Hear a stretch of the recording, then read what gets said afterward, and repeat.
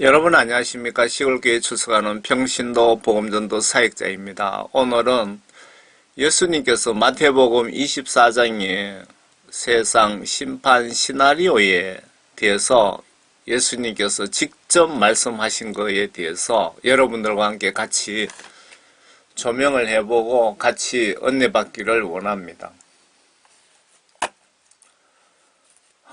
제목을 이렇게 붙였습니다. 심판대장이신 예수님께서 직접 지구 종말 심판 시나리오를 마태복음 24장에 말씀하셨습니다. 자세한 시나리오는 성경 요한계시록을 참조하셔요 라고 붙였습니다.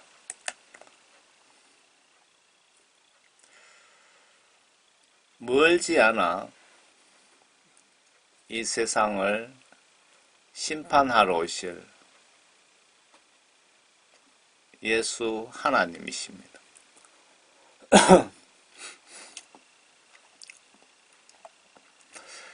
이 메시지 전해드리는 목적은 우리는 실시간 여러 요인으로 죽어 영혼 심판받을 수 있기에 실시간 회개하고 하나님 말씀과 영으로 거듭나기를 간절히 바라는 마음으로 전해드립니다. 마태복음 24장입니다. 이 지구 심판에 대한 예수님이 제자들에게 설명을 하시고 계십니다. 자세한 시나리오는 요한계시록을 꼭 좀 보세요. 보셔도 잘 이해가 안 되시면 제 블로그에 설명해서 올린 링크를 아래 댓글창에 링크 걸겠으니 꼭 클릭하셔서 보시길 바랍니다. 24장 1절 예수께서 나가서 성전에 떠나시자 제자들이 성전의 건물들을 주께 보여드리려고 나오니 예수께서 그들에게 말씀하시기를 너희가 이 모든 것을 보지 못하느냐? 진실로 내가 너희에게 말하노니 여기 돌 하나도 돌 위에 남지 않고 다 무너지리라고 하시더라. 주께서 올리브산 위에 앉으셨을 때 제자들이 조용히 나와 말씀드리기를 언제 이런 일이 있겠으며 주께서 오실 표적과 세상의 끝의 표적이 어떤 것인지 우리에게 말씀하여 주소서라고 하니 지금 그 세상 끝의 표적에 대해서 내용이 계속 나옵니다. 예수께서 그들에게 대답하여 말씀하시기를 아무도 너희를 미혹하지 못하도록 주의하라. 많은 사람이 내 이름으로 와서 내가 그리스도라고 말하며 많은 사람을 미혹하리라. 또 너희는 전쟁과 전쟁의 소문을 들을 것이라. 그러나 걱정하지 말라. 이는 이 모든 일들이 반드시 일어나야겠지만 아직 끝은 아니기 때문이라.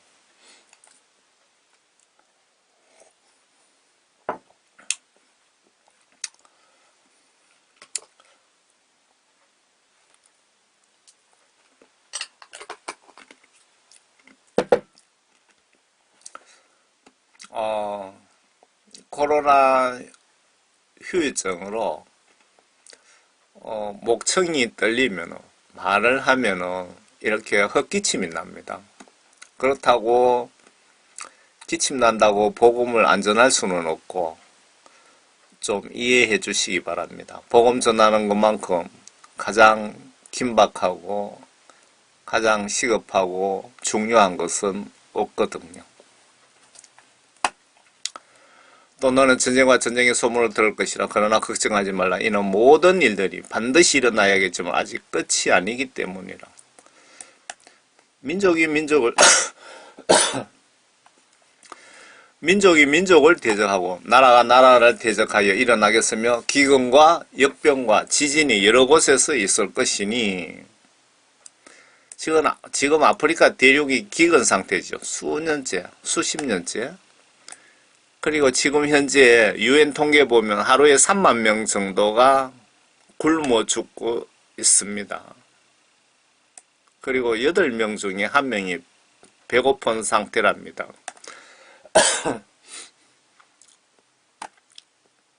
역병은 전 지구 동시에 진행 중입니다.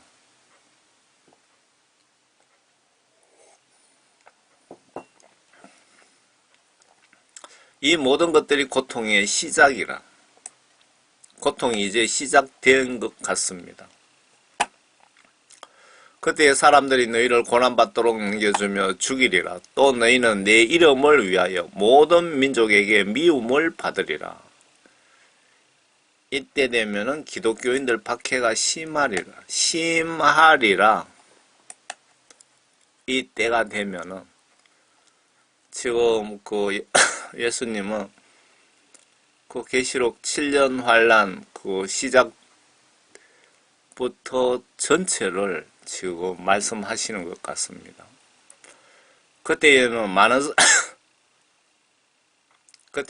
사람이 실족하게 될 것이며 서로 잡아서 넘겨주고 서로 미워하겠으며 또 많은 거짓 선지자가 일어나 많은 사람을 미혹하리라.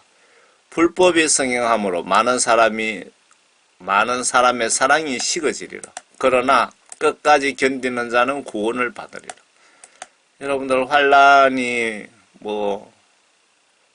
아무리 심하게 온다 하더라도 여러분 끝까지 견디는 자만이 구원을 받는답니다. 끝까지 견디는 자. 이 환란을 여러분들 통과해야 됩니다. 통과하려면 성령을 받아야 돼요. 성령님의 역할에 대해서 아시죠? 성령을 받으셔야 하나님으로부터, 예수님으로부터 도움을 받을 수 있고 실시간 지위를 받을 수가 있습니다. 이 왕국복음이 모든 민족에게 전거되기 위하여 온 세상에 전파되리니 그런 후에야 끝이 오리라. 여기서부터 한번 좀 봅시다. 계시록의 두 증인 사역을 지금 이야기하고 있습니다. 이 부분이. 이 왕국복음에 대하여 아래 요한계시록에 자세히 기록되어 있는데 두 증인으로 나오는데 두 명의 증인이 누굴까요? 아래 모세와 엘리야일 거라고 저는 보고 있습니다. 일단은 이 두 증인이 모세 엘리야인지 아닌지 한번 보고 넘어갈까요? 마태복음 17장입니다. 엿새 후에 예수께서 베드로와 야고보의 형제 요한을 데리고 따로 떨어져 있는 높은 산으로 올라가시어 그들 앞에서 변형되시어 그의 얼굴은 해처럼 빛나고 그의 옷은 빛처럼 휘어지더라. 그런데 보라, 모세와 엘리야가 그들에게 나타났어 주와 함께 이야기하더라. 아니, 죽은 모세와 엘리야가 예수님 그 십자가 못 박히기 전에 두 사람이 내려왔다고 분명히 기록되어 있잖아요. 그러니까 예수님이 죽은 모세와 엘리야를 불러 내려서 무슨 협의를 하신 것 같아요. 그러자 베드로가 눈으로 똑똑히 보고 기록한 거죠.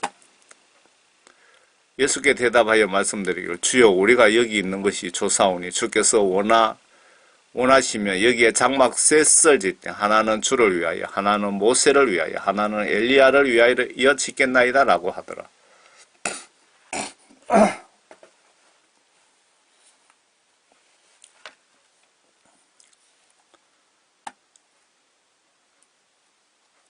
그가 아직 말하는 중인데 보라 빛나는 구름이 그들 위를 덮더라. 구름 속에서 음성이 있어 말하기를 이는 내 사랑하는 아들이요 그 안에서 내가 기뻐하노니 너희는 그의 말을 들으라 하는지라.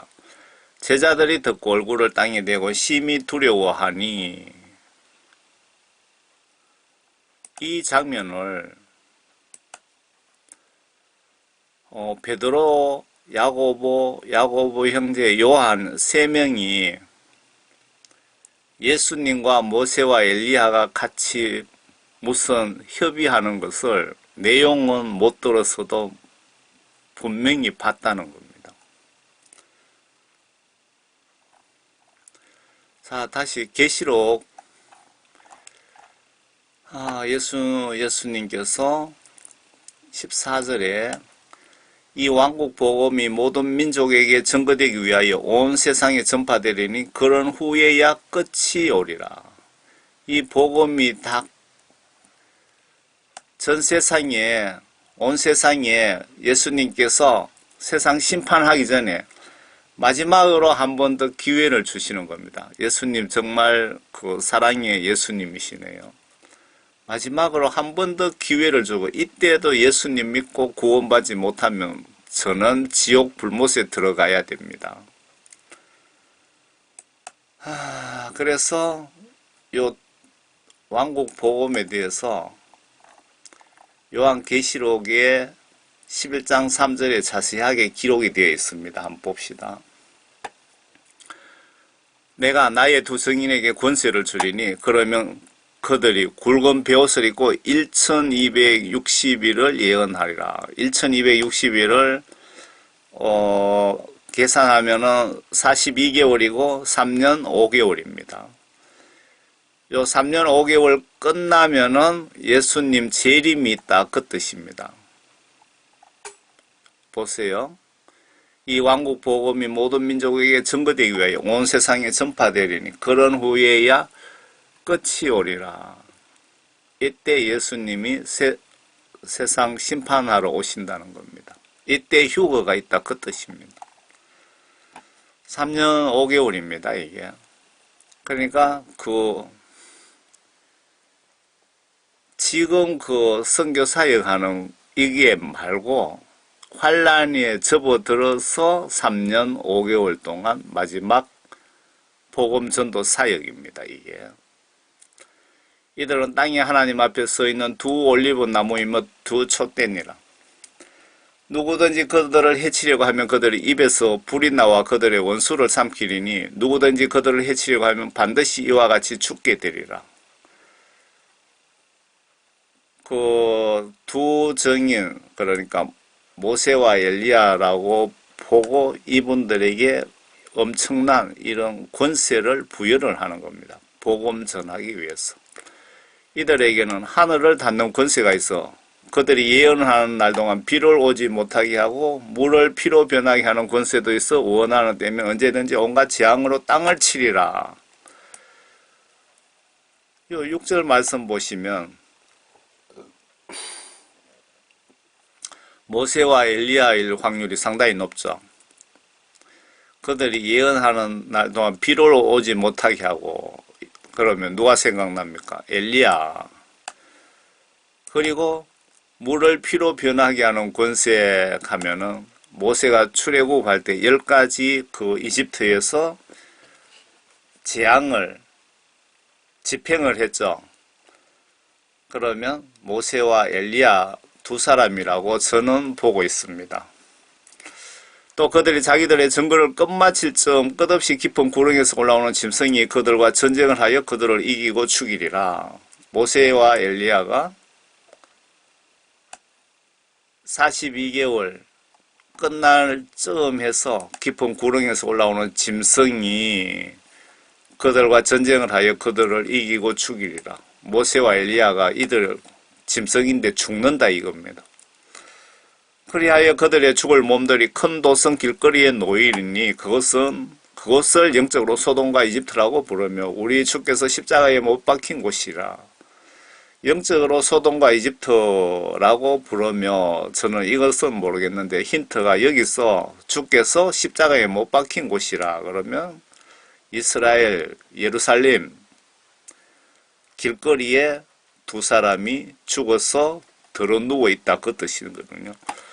또 백성들과 족속들과 언어들과 민족들 중에서 온 사람들이 그들의 죽은 몸들을 사흘 반 동안 구경하며 그 죽은 몸들을 무덤에 장사하는 것을 허락하지 아니하리라. 땅에 사는 자들은 그들로 인하여 즐거워하고 또 기뻐하며 서로 선물을 보내리니 이는 두 선지자가 땅에 사는 자들에게 괴롭게 하였기 때문이라. 모세와 엘리야가 예루살렘 길거리에서 죽어 3일 동안 장사하지 못하게 길거리에 놔두고 전 세계에 TV를 통해서 방송되니까 두 사람 죽은 것을 구경하러 왔다. 너무 기뻐서 두 사람 죽은 거에 대해 갖고 너무 기뻐서 서로 선물을 주고받았다. 무슨 얘기입니까? 모세와 엘리야가 예수를 강압적으로 믿게끔 강력하게 이 사람들을 좀 힘들게 했다 그거죠. 그런 뜻이네요. 사흘 반 후에 하나님께로부터 온 그 생명의 영이 그들에게로 들어가니 그들이 자기 발로 서더라. 모세와 엘리야가 하늘에서 내려온 생명의 영이 들어가니까 죽은 사람이 뻘떡 일어서더랍니다. 그러자 그들을 바라보던 자들에게 큰 두려움이 임하더라. 아이고 또 죽었네. 그 생각하겠죠.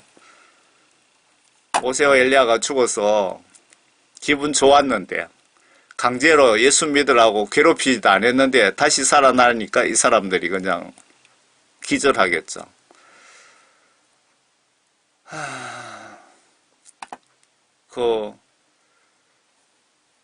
저희 아버지가 복음을 정말 열심히 전했거든요. 경주 시내 어디를 가든 막 길거리에 사람 만나는 데마다 복음 전합니다. 병원 가면 병원에서 복음 전하고, 길에서 스님을 만나면 스님에게도 복음을 전하고,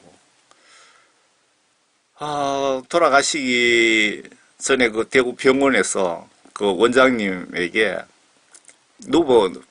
병실에 누워 있으면서도 병원에 직원들 다 좀 모아달라고 복음 전해야 된다고 그렇게 말씀하시더라고요. 그러니까 원장님이 회복되면 그렇게 해드리겠습니다. 그러시던데 회복이 아니고 예수님이 때가 되어서 데리고 가셨는데 복음을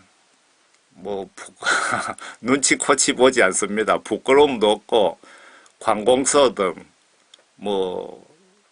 은행이든 어디 볼일 보러 가는 데마다 복음을 전합니다. 제가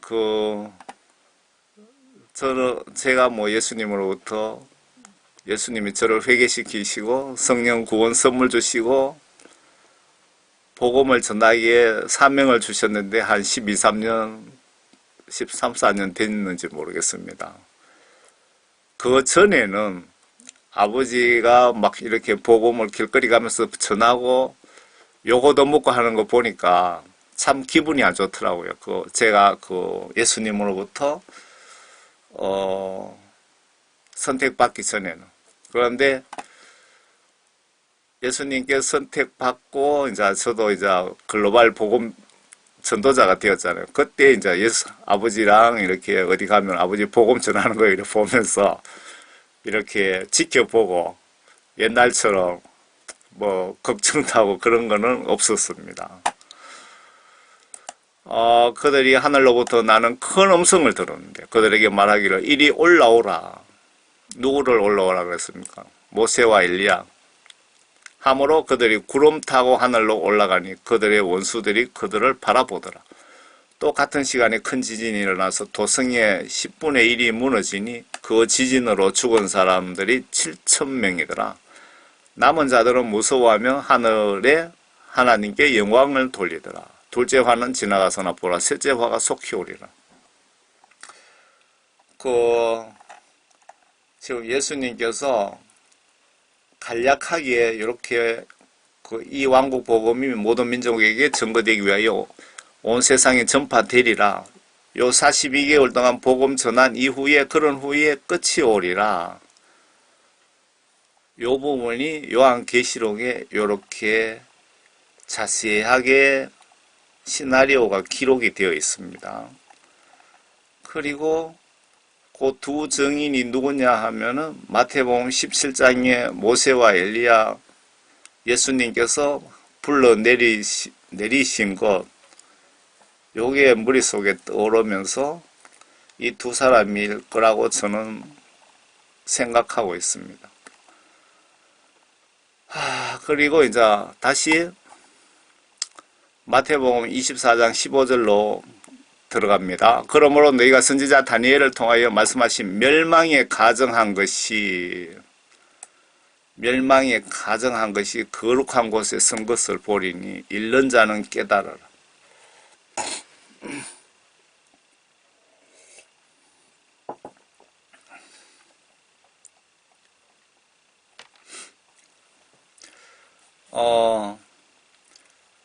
멸망에 가정한 것이 거룩한 곳에 선 것을 보거든 깨달아라. 거룩한 곳이, 여기서 거룩한 곳이라는 것은 예루살렘 성을 얘기하는 겁니다. 황금돔 자리에.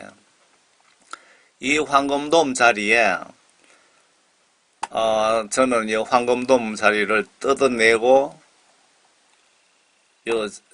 솔로몬 제3성전이 이 자리에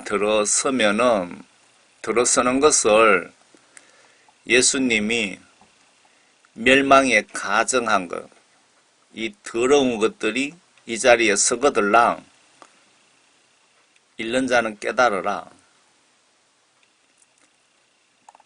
뭐라고 했으면 그 다음에 그때 유대에 있는 자들은 산들로 도망하라. 지붕 위에 있는 사람은 집 안에 있는 물건을 가지러 내려가지도 말라.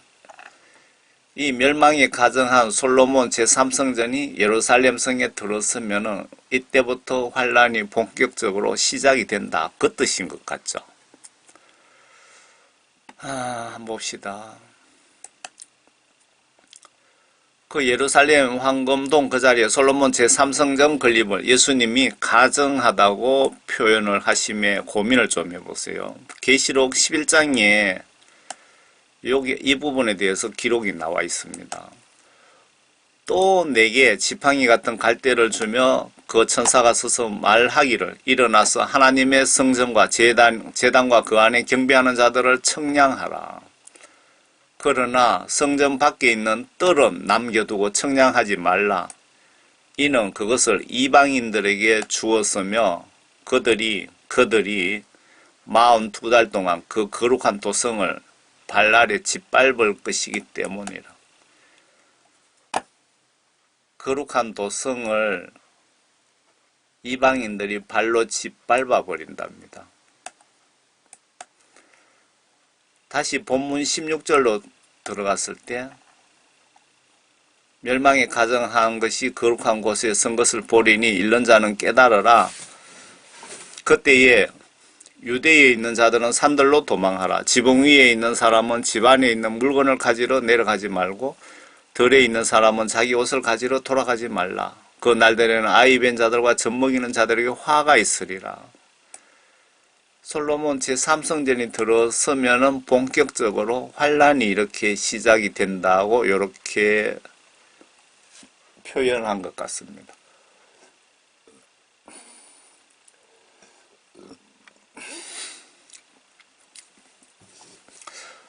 솔로몬 3성전 건립과 동시에 7년 환란 중에 3년 반 나팔 재앙이 시작이 된다는 뜻으로 보여집니다. 환란 전 휴거는 없기에 도망가라고 표현하고 있다고 보여집니다. 20절 너희는 피난하는 일이 겨울이나 안식일에 일어나지 않다. 너희는 피난하는 일이 겨울에나 안식일에 일어나지 않도록 기도하라. 환란도 기도하면 성의를 보고 좀 봐줄 수도 있다고 예수님이 말씀하시는 것 같습니다. 이는 그때 대환란이 있으리니 그와 같은 것은 세상이 시작된 이후로 지금까지 없었고 또 결코 없을 것이기 때문이라. 여기 나팔재앙 특징이 이 환란 특징이 이 대환란이라고 기록되어 있는 이 특징이 그 요한계시록에 보면 나팔재앙입니다. 그 3분의 1만 멸망 발생하는데 3차 핵전쟁도 이 기간 안에 시나리오에 들어있고 지구 인구 3분의 1이 사망한다고 기록 중입니다. 세계 인구가 3분의 1이 죽으니까 대환란은 대환란입니다. 그런데 예수님 재림 이후 후반기 3년 반 대환란이 또 있거든요. 그때는 나머지 인구 3분의 2가 다 전멸합니다.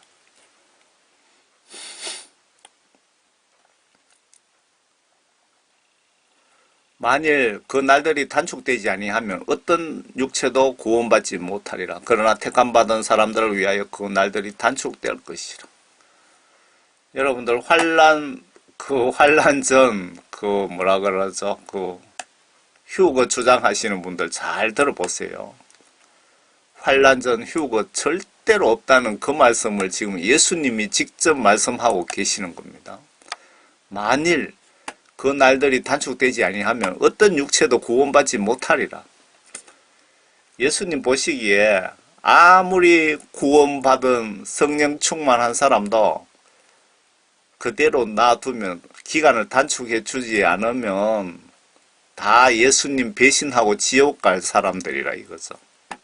그래서 예수님께서 성령 구원받은 사람을 택한 사람이라고 하죠. 받은 사람들을 위하여 그 환난 날들을 단축시켜 주신답니다. 얼마나 단축시켜 주시는지는 잘 모르겠습니다. 그런데 성령 구원받은 사람들이 견딜 수 있을 만큼 단축시켜 주신다고 보시면 되겠죠. 환난 전 휴거 주장하는 신학 박사님들 잘 보시오. 예수님이 여기서 택함받은 자도 엄청난 큰 환난에 직면할 건데 내가 구원 성령 받은 택함받은 자들 특별히 생각해서 기간을 단축해 줄 것이다. 각오들 단단히 해라 라는 뜻 아닙니까? 성경 기록에 없는 환난 전 휴거 주장으로 크리스찬을 현혹시키지 마시길 바랍니다. 등과 기름, 즉 하나님의 말씀과 성령으로 거듭나지 못하게 해서 지옥 보내는 환난 전 휴거 주장하지 마시기 바랍니다. 지옥 가기 싫으시면. 정말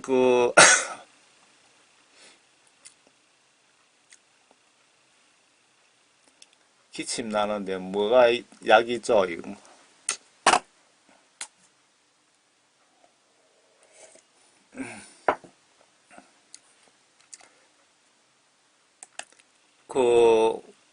지금 신학 교수들, 목사님들이 환난 전 휴거 있다고 성경 말씀에도 없는 그런 거짓말을 하는 바람에 많은 사람들이, 구원받지도 못한 사람들이, 구원받았다고 착각하고 있는 사람들이 환난 통과 안 한다고 생각하고 등과 기름을 준비하고 있지 않습니다. 제 얘기 틀렸습니까?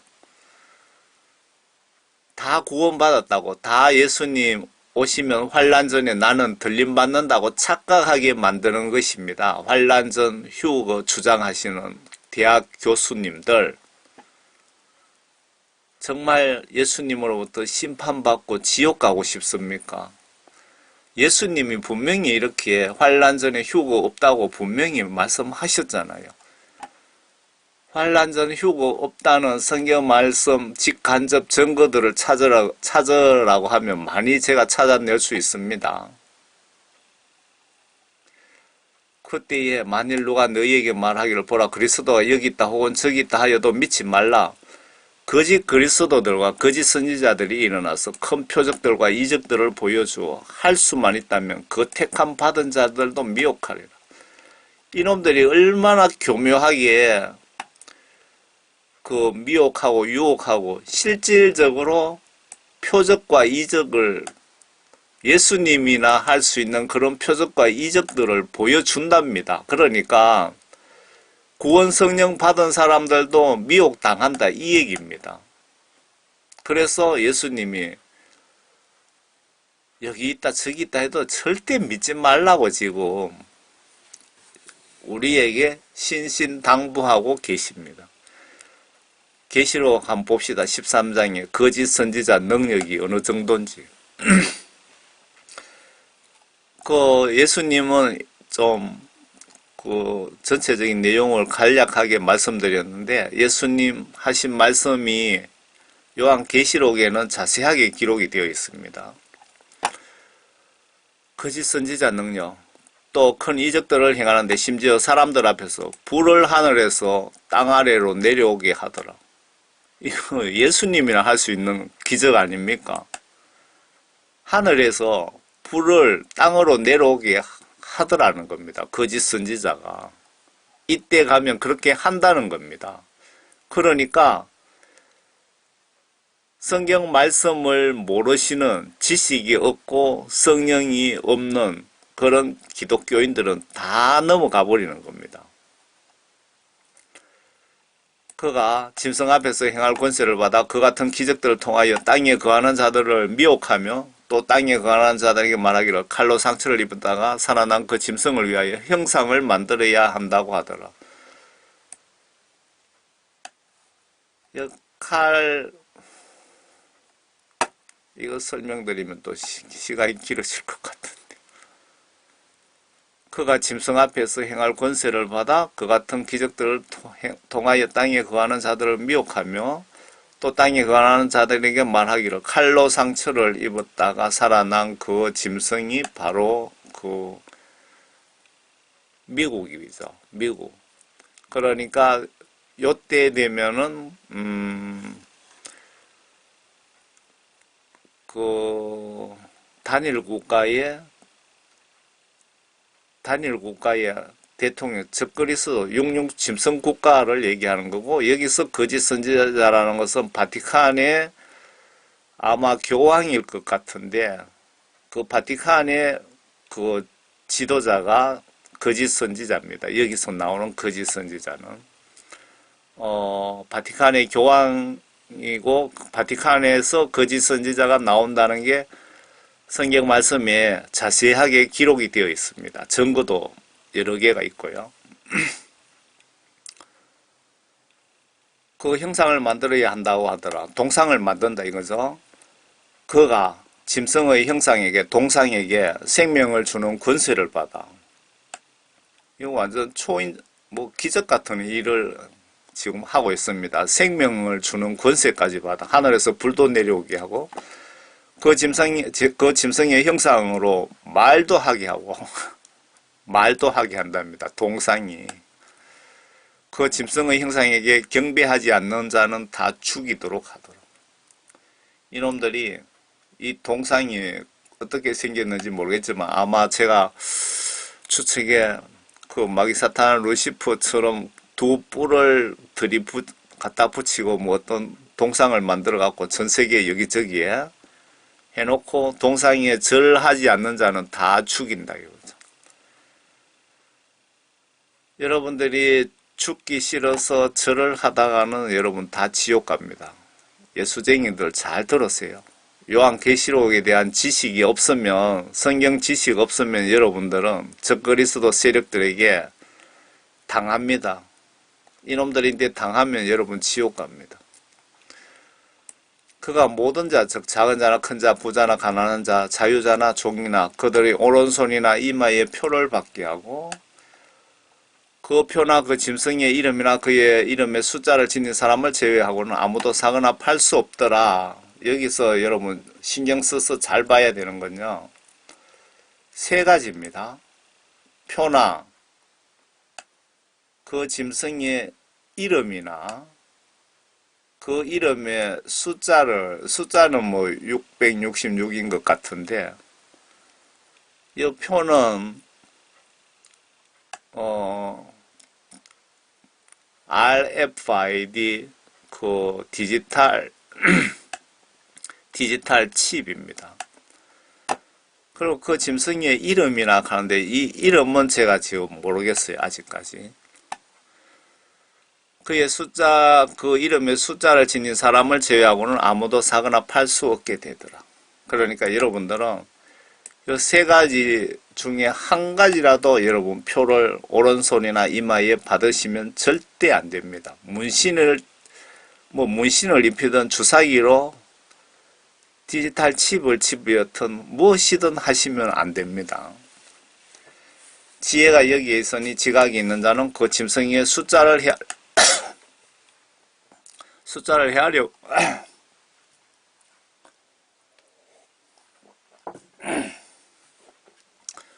헤아려 보라. 그것은 한 사람의 숫자이니 그 숫자는 666이라. 이 표는 이미 나와 있습니다. 오래됐습니다. 미국의 오바마 대통령 때 오바마 케어라고 여러분 들어보셨습니까? 오바마 케어에 미국인을 상대로 시범으로 이렇게 한번 시행하려고 시도한 적이 있었습니다. 그런데 그 상원에서 반대해서 못한 겁니다.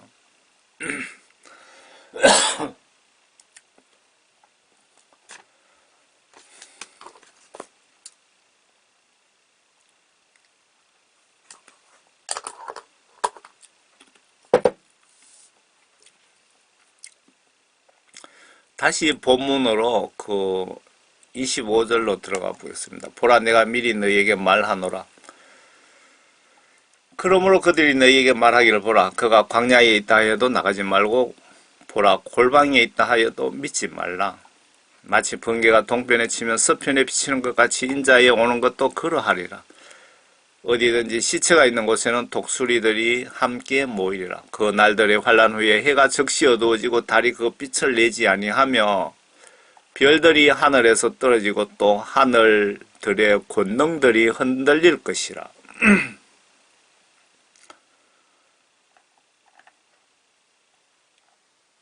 지금 예수님이 순서대로 말씀하시는데 그 앞에 두정인 사역과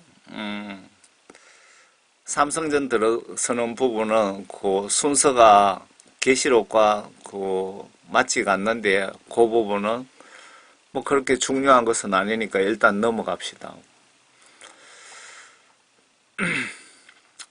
그런데 예수님께서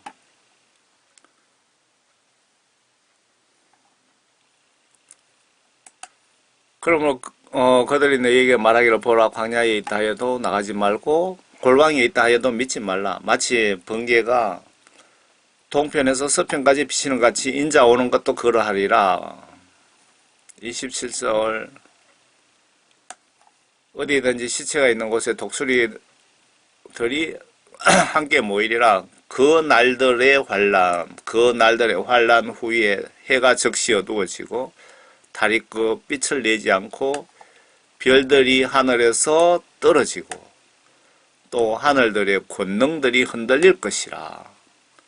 이 부분이 요한계시록에 있는지 한번 봅시다. 요한계시록에 자세한 시나리오가 나와 있습니다. 예수님 말씀하신 말씀이 맞나 확인해 보자고요. 계시록 8장 6절에 보시면 6절부터 한번 볼게요. 진짜 하늘에서 별들이 떨어지나 한번 보세요. 그때 7 나팔을 가진 7 천사가 나팔을 불려고 준비하더라. 이때부터 나팔 재앙이 시작이 됩니다. 지금 여기는 제가 4번째 천사까지 올려놨습니다. 4번째 천사 이 사이에서 하늘에 별들이 떨어지고 하늘의 권능이 흔들리고 하는 부분이 여기 다 있거든요. 그런데 6번째 천사가 나팔 불면은 세계 3차 핵전쟁이 일어난다고 기록이 되어 있습니다. 3차 대전. 왜 핵이냐? 왜 핵전쟁이냐? 예수님 재림 3년 5개월 동안 징조들이 다 일어나야 되거든요. 그런데 핵전쟁 아니면 3차 핵전쟁 아니면 세계 인구 3분의 1이 짧은 시간 안에 죽을 수가 없잖아요. 그래서 3차 핵전쟁이라고 보고 있는 겁니다. 첫째 천사가 나팔을 부니 피가 섞인 우박과 불이 따르더라. 그것들이 땅에 쏟아지니 나무에 3분의 1이 타버리고 다른 모든 풀들도 타버리더라. 3분의 1에 주목하세요. 3분의 1. 둘째 천사가 나팔 부니 거대한 산이 불에 타서 바다로 떨어지는 것 같더니 이거 지금 하늘에서 별이 떨어지는 것을 이렇게 표현한 겁니다. 바다의 3분의 1이 피가 되더라. 바다 3분의 1. 또 바다에 있는 생명을 가진 피조물들 3분의 1이 죽고 배들도 3분의 1이 파괴되더라. 3분의 1이 요 나팔재앙 특징이 3분의 1만 박살납니다. 셋째 천사가 나팔을 부니 하늘에서 등불처럼 타는 큰 별이 떨어졌는데 예수님이 별들이 떨어진다고 했죠. 그것이 강들의 3분의 1과 물들의 원천에 떨어지더라. 그 별의 이름은 숙이라고 물의 3분의 1이 숙이 되니 그 물이 쓰게 됨을 인하여 많은 사람이 그 물로 죽더라.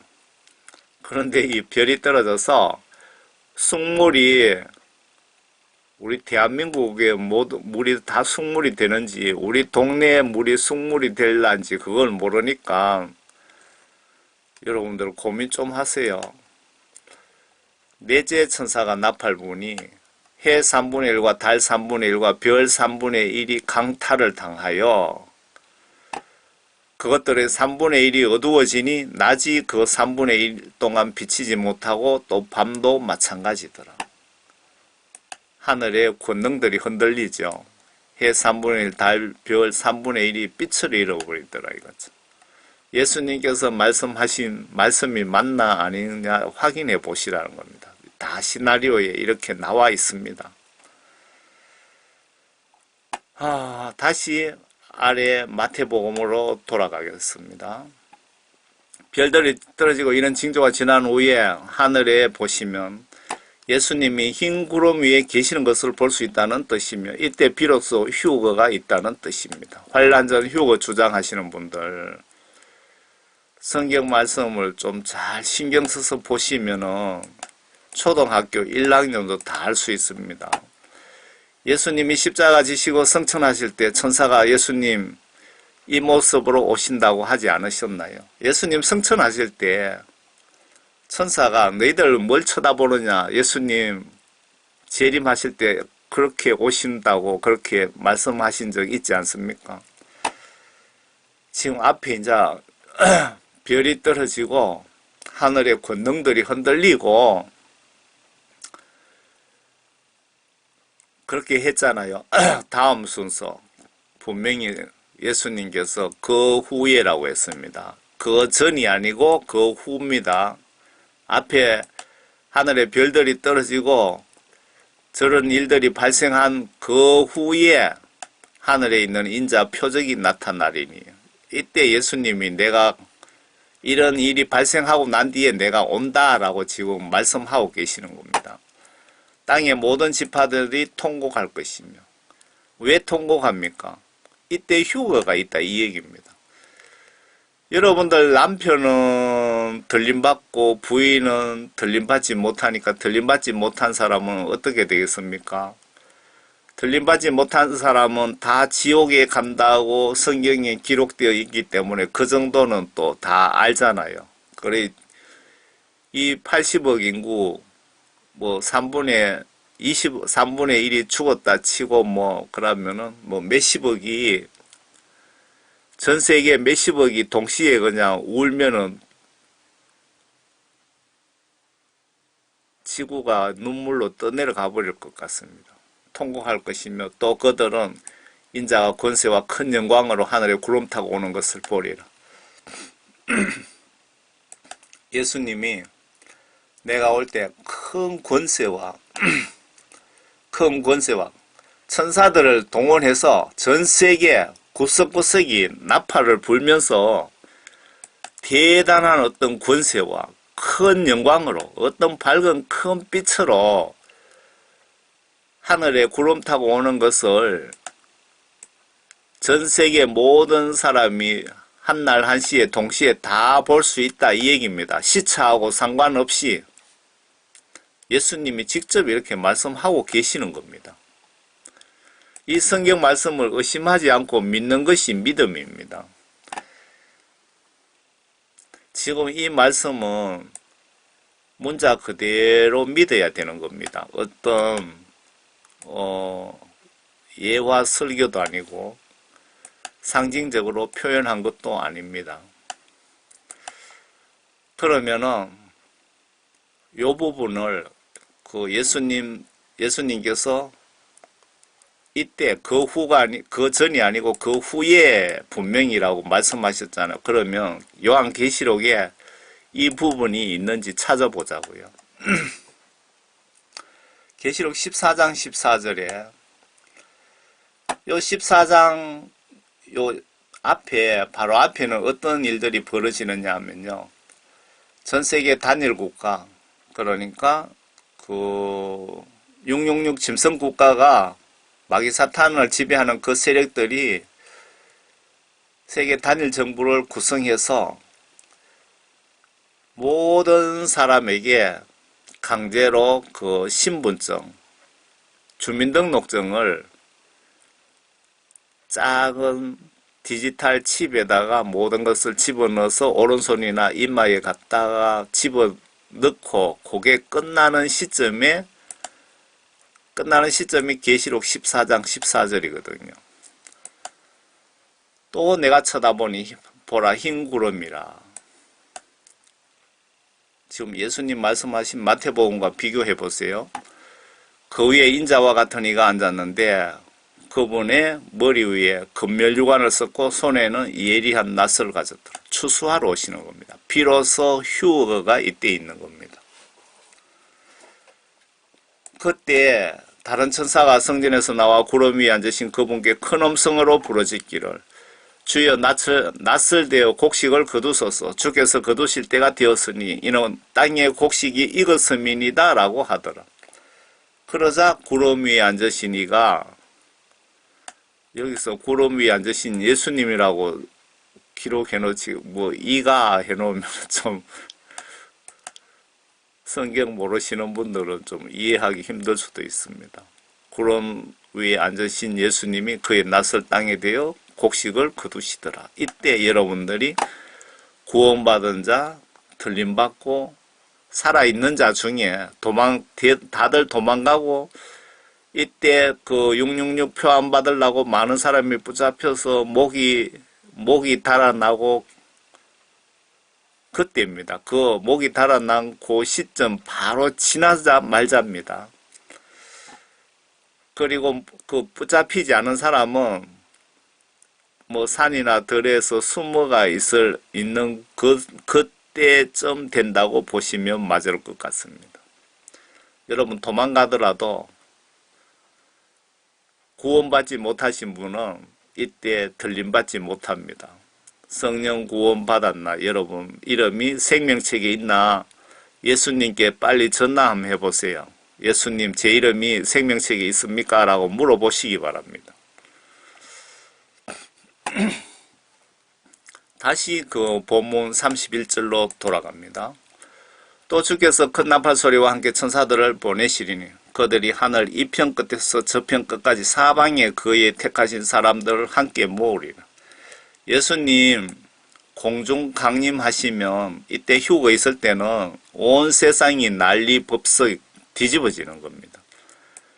전 세계에 뭐 천사가 뭐 몇만 명이 올지 뭐 그런 거 몇천 명이 올지 그런 거는 모르겠습니다. 기록이 없으니까. 그런데 분명한 것은 전 세계 모든 공중에 천사들을 보내서 나팔 소리와 함께 이때 휴거가 있다 이겁니다. 추수하러 오셨으니까.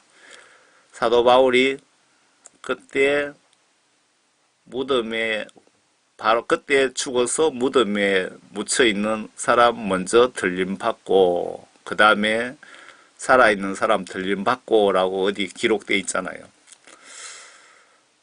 또 주께서 큰 나팔 소리와 함께 천사들을 보내시리니 그들이 하늘 이편 끝에서 저편 끝까지 사방에서 그의 택하신 사람들을 모을 것이라.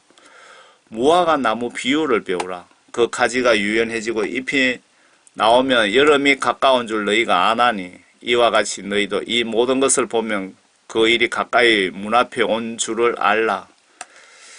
여러분 그 요한계시록 시각으로 여러분 계시록을 좀 아시면 지금 세상에 일어나고 있는 모든 사건 사고 그 정책들 세계적인 정책들 뭐 그런 거 보시면 때가 어디쯤 가고 있는지 여러분들도 알 수가 있습니다. 대충은 알 수가 있습니다. 그래서 예수님이 무화과 나무 비유를 지금 설명하고 계십니다.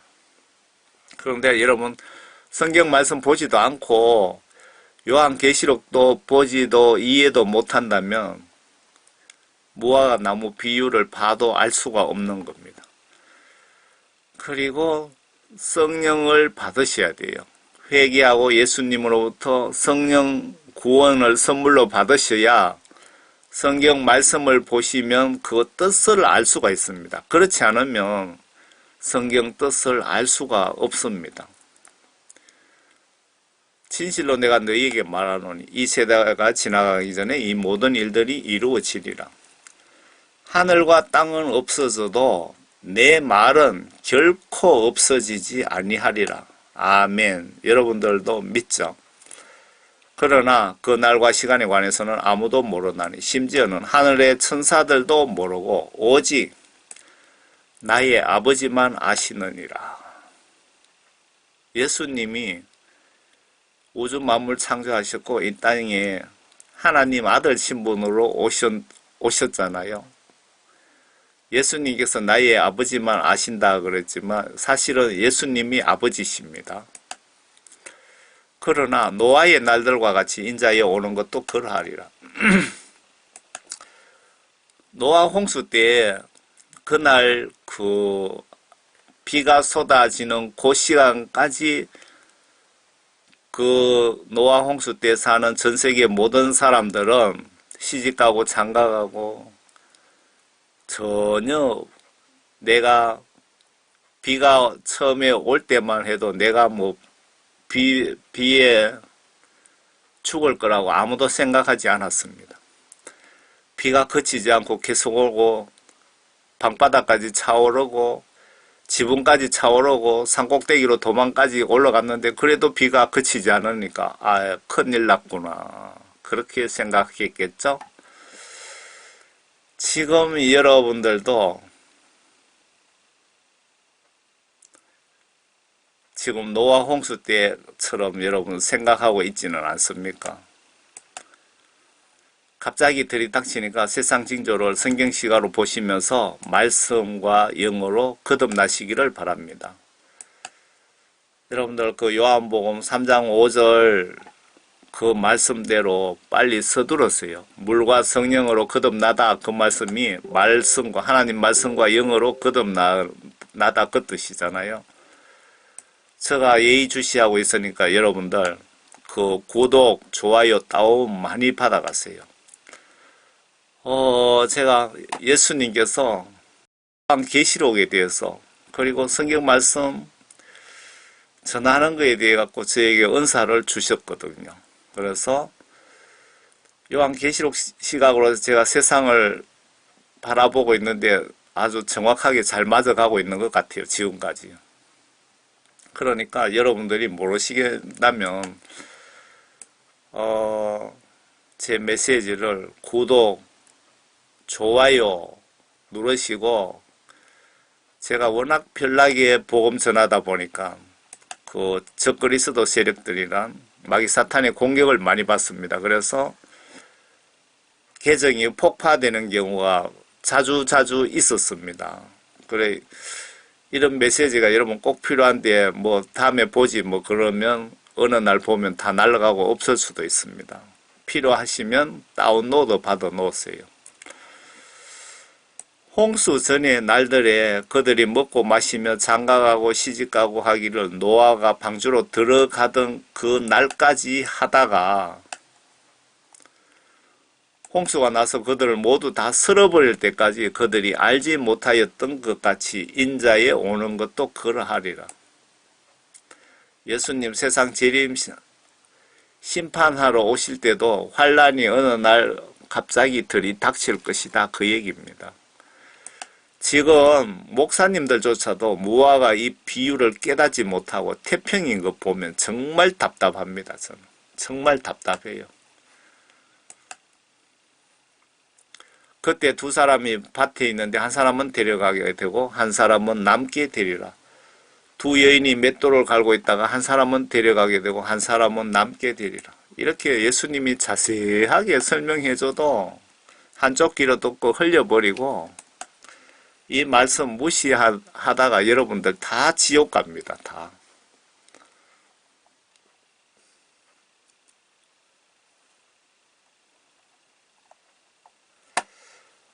42절입니다. 그러므로 깨어있으라. 어떤 시간에 너희 주께서 오실지 너희가 알지 못하기 때문이라. 그러나 이것을 알라. 만일 그 집주인이 도둑이 어느 시간에 올 것인지 알았더라면 그가 깨어있어 자기 집을 뚫는 것을 허락치 아니하였으리라. 그러므로 너희도 준비하고 있으라. 너희가 생각하지 않는 시간에 인자가 올 것이기 때문이라. 그러면 그의 주인이 자기 집을 다스릴 자로 세워 정한 시기에 그에게 양식을 나눠 주게 할 신실하고 현명한 종이 누구겠느냐. 그의 주인이 와서 종이 그렇게 하고 있는 것을 보리니 그 종은 복이 있도다. 진실로 내가 너희에게 말하노니 주인이 그를 그의 모든 재산을 다스리는 자로 세울 것이라. 그러나 만일 악한 종이 속으로 말하기를 내 주인이 오시는 것이 늦어지리라 하고 자기 동료 종들을 때리기 시작하고 주정뱅이들과 함께 먹고 마신다면 종이 예기치 아니하는 날 그가 알지 못하는 시간에 그 종의 주인이 오리라. 그러면 주인이 그를 갈라내어서 위선자들과 함께 그의 몫을 지우리니 거기서 울며 이를 갈고 있으리라. 여러분들 예수님 설교 잘 들어보셨습니까? 예수님께서 직접 환난에 대해서 세상 심판에 대해서 직접 예수님이 말씀하신 것을 제가 전해드렸습니다. 신랑 대신 예수께서 다시 오실 때 밝은 등불 들고 나갈 준비 됐느냐? 여러분 준비되셨습니까? 여러분 이렇게 항상 준비를 하셔야 되는 것이 내가 오늘 밤에 죽을 수도 있기 때문에 항상 여러분들은 그 성령 받고 성경 말씀으로 거듭나셔야 되는 이유입니다. 위에 불못에 들어가지 않으려면 회개하여 예수님께 죄사함 받고 성령 구원 선물 받고 성경 지시대로 행동으로 순종하는 자가 물과 성령으로 거듭난 자이며 기름과 등을 준비한 신부가 아닐까요? 다시 말씀드리겠습니다. 회개하여 예수님께 죄사함 받고 성령 구원 선물 받고 성경 지시대로 행동으로 순종하는 자가 물과 성령으로 거듭난 자이며 여기서 말하는 기름과 등을 준비한 신부가 아닐까요? 저와 여러분들이 이때까지 살지 오늘 밤 죽을지 모르니까 기독교인은 항상 실시간 죽음에 대한 영적 대비, 내 영혼 심판받을 준비를 항상 하셔야 됩니다. 지금 지옥에 가 있는 수많은 기독교인들이 이런 준비를 무시하다가 갑자기 죽는 바람에 모두 지옥에 간 케이스가 많을 것 같습니다. 하나님이신 예수님께 여러분 혹시 구원 받으셨습니까? 만약에 오늘 밤에 임종한다면 천국에 100% 가실 자신이 있으십니까? 구원 성령 받은 증거들이 있습니까? 예수님이 왜 나에게 이 메시지를 보게 하셨을까요? 영적으로 고민 좀 해보세요. 여러분들 시간 나시면 www.jhdh.org 가시면은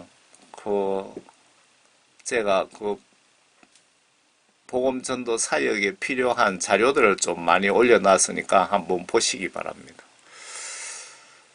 여러분들 예수님 안에서 항상 건강하시고 정말 예수님을 성경 말씀대로 똑바로 믿고 모두 성령 구원 선물 받으셔서 천국에서 꼭 좀 만나 뵙고 싶습니다. 여러분들 꼭 천국에서 만납시다. 감사합니다. 항상 건강하세요.